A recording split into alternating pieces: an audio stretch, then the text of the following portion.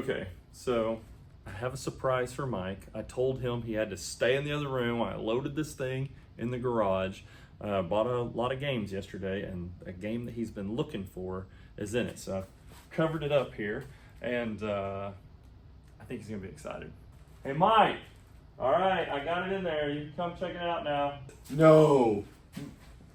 Huh? Oh my God, you found one! Huh? Where did you find this? I like across the street. Oh my God, it even has the real joysticks. Yeah, I've never seen yeah. one with the real joysticks. I knew you wanted one of these from the auction when you didn't get the one you wanted in auction. Oh my gosh. Pretty cool. Something from Time Roof. You know? How did you find it? There was a guy walked into the arcade yesterday, and he said, I have a bunch of games in a warehouse, and it was 5 minutes away. And we just drove over there and Oh my gosh. moved games. And this was one that was in the collection. So It's like 20, we bought like 20 games, and it just happened to be in it. Oh my gosh, we have one. Oh, now you can restore it, buddy, and I can sit back and watch how good you do. And you're recording it. Well, I guess. Oh, you gotta make a video now too. I gave you some Yeah. video footage. So. I guess we're making a video, guys. Yeah. Yay! Enjoy, my friend. Dude. Huh? That's what I'm talking about. Dude. 1 week later. Okay, so before I even get started, today is actually, as of the day I'm filming this, is actually my birthday. So, Mike Woods, this is the best birthday present I could have asked for. I've been looking for one of these for, I don't know, about a year. This is such a cool game, and it's so different than so many other arcade games. So, where are we on this thing, and what are we going to have to do to it? From a purely physical perspective, it's average. It's not in terrible shape. It doesn't have, the good news is there's no wood rot. From a structural perspective, seems to be fantastic. We're going to probably need some new artwork. Everything is going to have to just be cleaned. It's totally dirty. There's like Coke spills between the control panel and this plexi, which we'll probably just eliminate this plexi. I don't think that was there on the original cabinet. We might have to replace the CPO. We'll see after I get it off and cleaned. It looks like it might be a little faded too. Obviously needs a new marquee. Marquee's missing, so we'll get one of those and get that replaced. We'll fix this backlight. From a purely electrical perspective, it seems to have mostly working components, but there's some things that aren't working quite right. So for example, the monitor won't sync. The board set, however, will sync with the crash cart, which is good. That means the board set's fine, but there's something not quite right with the monitor. It might just be caps. It's sat in a warehouse for 15 years and it's just, who knows. The sound doesn't work, so we're gonna have to figure out why the sound's not working. It may just be a failed pot, it may be wires. The speakers are connected up here at the top, and they are connected back down on the JAMA harness. It won't coin up. No matter what I do, it won't coin up. That could be, again, a wire. It could be a flip-flop on the board. And then, but yeah, I don't see anything here that's insurmountable or that we shouldn't be able to fix fairly easy. So let's get started with it. I started by lifting up the control panel and disconnecting the wiring harness. It's just a single Molex connector. I then removed the very dirty glass, followed by the cardboard bezel. The monitor is held in place with 4 screws, 1 in each corner. And with a little muscle, it just lifts right out of the cabinet.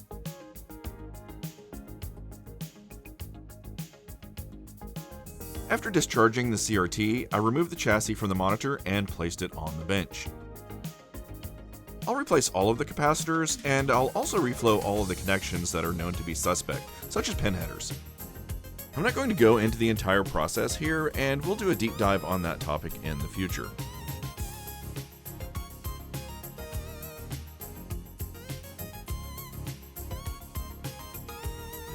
And after about 40 minutes, all of the capacitors have been replaced.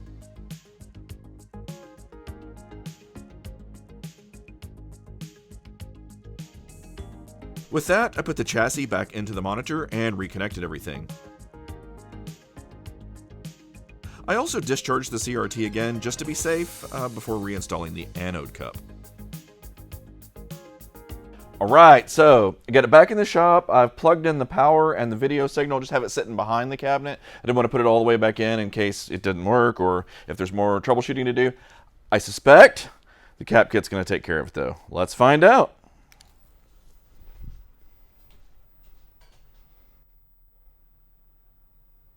Woohoo! Yay, that fixed it. Okay, so I am going to, off camera, I'm just going to check the B plus just to make sure it's right. It probably is fine, but it might need to be adjusted. And then put it back in the cabinet. Yay! And with a little more muscle, I put the monitor back into the cabinet. This is about the time in the comments section when people generally ask, why don't you just put an LCD in it? And this is just my opinion, but I just don't feel like an LCD can replicate the experience that a CRT does. We're going to do an entire video on that topic in the future. With the monitor back in, I decided to turn my attention to the power cord situation. It was driving me batty. Now, not only is the strain relief missing, and you can see here the results of that, but the plug-in has a short in it that just touching the game causes it to reboot. So I went to work unscrewing the ground cable and unplugging the neutral and hot wires. And into the trash. I won't miss this guy one bit. I couldn't find a proper size strain relief for this hole, so we're just going to use the zip tie method that a lot of arcades from this era actually used from the factory. After putting the nut back on the ground and reconnecting all of the terminals, I pulled the zip tie nice and tight, and I left some slack for future adjustments. All that's left to do is put it back into the cabinet. And I'll also install this cover to keep us from getting shocked in the future. And while I was there, I noticed some money. Okay, so these are really gross. So I'm gonna clean them off real fast just so we can see what they are. All right. Okay, so let's see what we got here. So first of all, let's just start with this. We have a 1990 penny. Well, that's the year I graduated high school, and I am rich, and I can retire now. So no need to finish this video. So, all right, so we have a 1983 quarter. Unfortunately, not pure silver. We have a, what's this? Tag, it looks like. Texas tag. That's interesting. And we have another Texas tag, so we know where this was. And then this is a Showbiz pizza. Wow, that's amazing. I'll just add these to our money cups. So tokens in the tokens and money in the money. Okay, so we're back at a little bit of an update. So, unfortunately, I lost the video footage of fixing the sound and the coin-up problem. And they actually were both the same problem. There were a couple of 3-cut wires inside the cabinet, just inside the coin door. And there's, actually, I'll show you some pictures, but there's other places in this cabinet where wires have been cut and then just taped back together, and I don't know why. We'll fix those properly. But, so anyway, the sound is working, I can coin up, and we can play the game. So, here we go. We'll hit the 1-player button. We'll say we are a beginner. And here's where the new problem is. We have controls that are not working correctly. And so some of the directions work, some don't. You can kind of tell they're in need of a rebuild. So we'll do that. The triggers also do not work. And if you just let go of it, you can see that some of the controls are actually stuck. And so let's get to work rebuilding this control panel. The Atari Assault sticks are actually the same base as the Atari logo joysticks used on games like Gauntlet, but instead of knobs, they use these cool clamshell grips. The trigger mechanism is pretty neat. It's a small micro switch with this large spring lever over the outside of it. You could say it's built like a tank.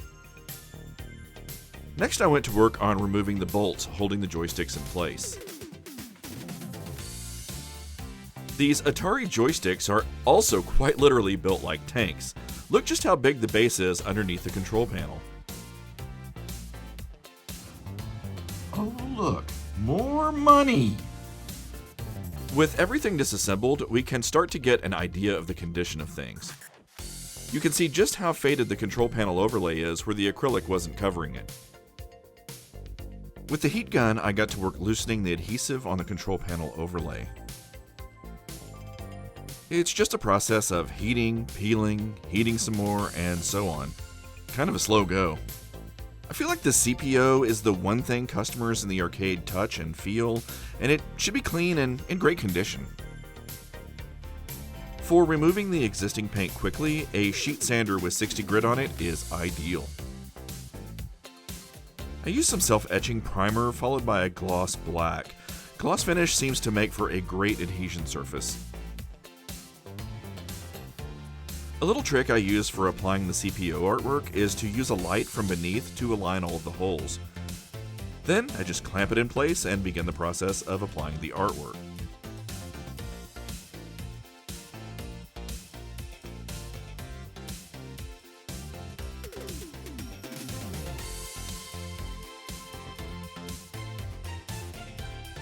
Anywhere the artwork folds over, I spend some extra time to make sure it adheres without any air pockets.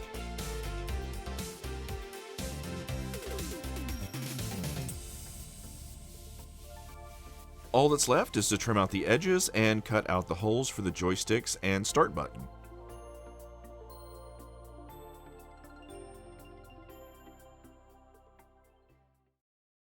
The joysticks are full of dirt and debris, while the rubbers on the bottom are completely deteriorated and will have to be replaced.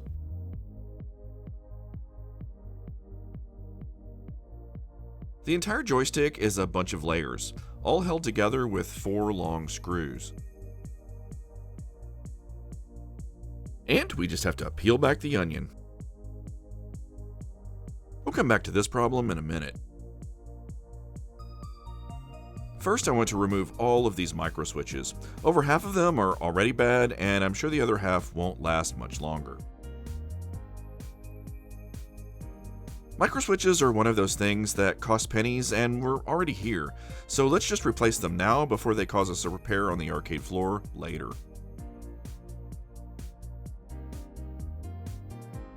And there you go, all new switches.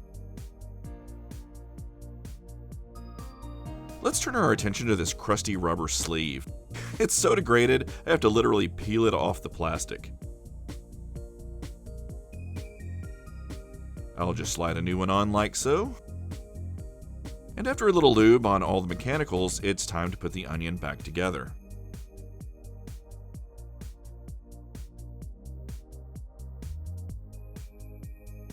This joystick should now operate like new and work trouble-free for years to come. With the joystick rebuild complete, I'll just place them back into the control panel. Everyone I've shown these joysticks to says they're built like tanks. That's kind of fitting for this game, I think.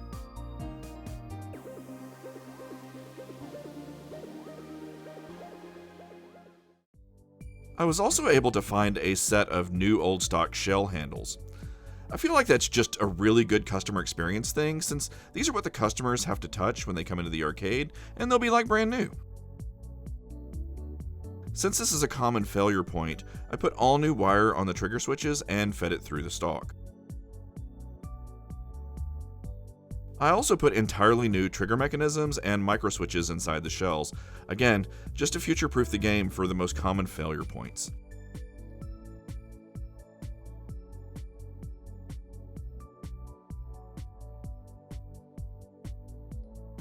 And here's the completed control panel, and it looks amazing. Next, I went to work removing all of the old artwork. Thankfully, it easily peels right off with a little patience.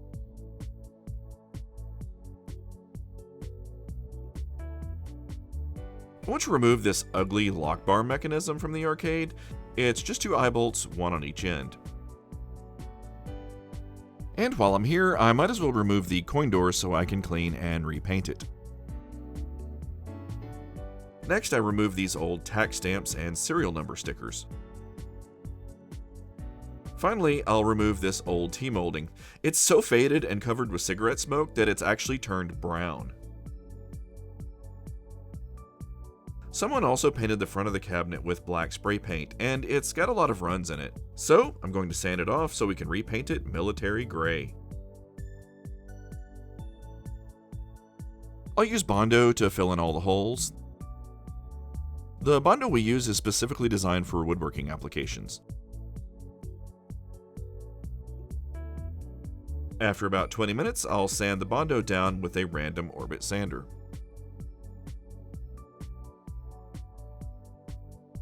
And no more holes. The paint on this cabinet is called military gray, and you can see just how different it is than regular charcoal gray.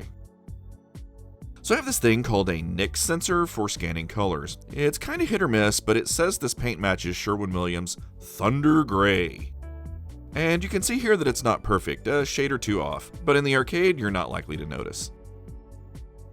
I like to prime with Kills oil-based primer first. It will block any residue or stains like cigarette smoke from bleeding through. Then, using a foam roller, I applied the Thunder Gray. This is probably the one section you'll be able to see that the color doesn't match perfectly. But 90% of it will be covered by the artwork, so I'm not sure it matters. The paint is still wet and I haven't cleaned the sides yet, but you can get an idea of how it will look. The next day, I reinstalled the freshly painted coin door.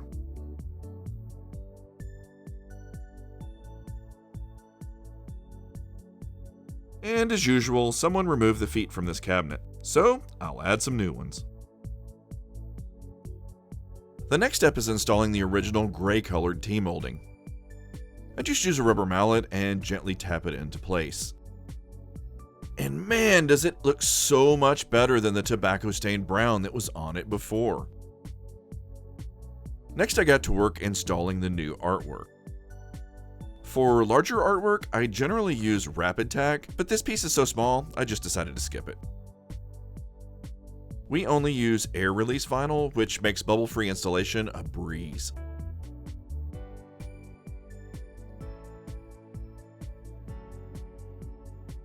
New artwork always makes a cabinet pop, and I just love how this turned out.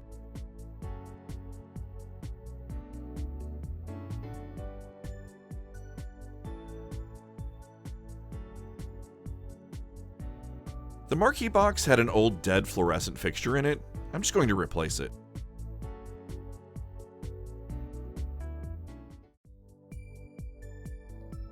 In its place, I'm just going to install an LED fixture.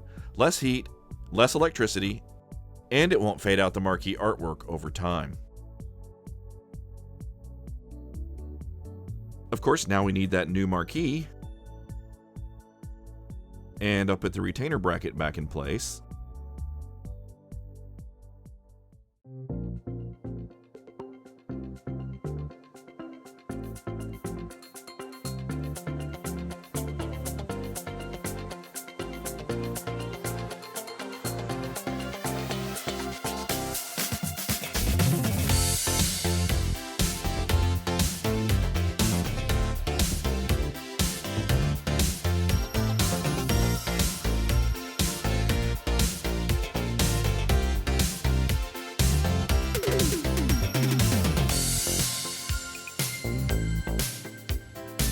Okay, so it is about 2 weeks later since I finished the arcade restore, but you know we got to show it to Mike. So let me get him in here. Mike, come see the finished product.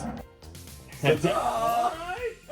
That's pretty damn good. I figured we were filming here. So yeah, wow, Mike, that's like a whole new game. Yeah, great. That's really, really cool. So there are a lot of things about it that I didn't really know. You kind of helped me with, like the T-molding is, when I looked at the original cabinet, it's gray. Right. But I thought it was supposed to be like tank brown or something. It turns out it was all tobacco stains. Yeah. A little faded out or faded in, whichever way you want to look at it, for sure. Yeah. But it looks a little different now. Yeah. New shells. I realized you can still get these new old can buy shells. Yeah. You want to give it a go? Yeah, give it a play. Sure. All right, so Mike is giving it his first play. It's like Battlezone as far as tank controls. I remember you could do this kind of like strafing, if you will. Mm-hmm. If you push them both straight out, your tank like shoots long range. It goes forward like this. Oh, wait. Yeah, What do you mean? pull one to the left and one to the right. Oh, like this? Oh yeah, see now you can shoot long range. Oh, wow, I didn't know you could do that. That's actually really cool. Oh yeah, it plays like, it's like a top-down battle net. I played this once at another arcade, but you used to play this all the time. Yeah, when I was a kid, I don't know, I was probably like, I don't know, 17, 18, something like that I would say when I was playing this. That is really cool. I'm all out of trampoline, but I'll play some people up. That's pretty awesome, Mike. You did a great job. It plays like new. Thank you. Oh, I got stuff coming out from in here. Oh! So there's one thing I don't think you realized when you brought this game over and set it up for me. Yeah. The very next day was like my birthday. What? So this was like the best I remember birthday saying happy birthday to you because I took you to lunch. Okay, that's right. That's But right. I did not correlate. Correlated. Yeah, so it was like the best birthday present. Well, look at that. I am better than just lunch, I guess. Yeah. Yeah, we had pizza in. That's right. The old school buffet. Old school buffet, for sure. Yeah, fantastic. Yeah, I didn't correlate the two. I knew you really wanted this game. I did. We got it. Yay, time ran. Yay, Well, time guys, to it up. thank you so much for watching, and we'll see you in the next video. See you next time.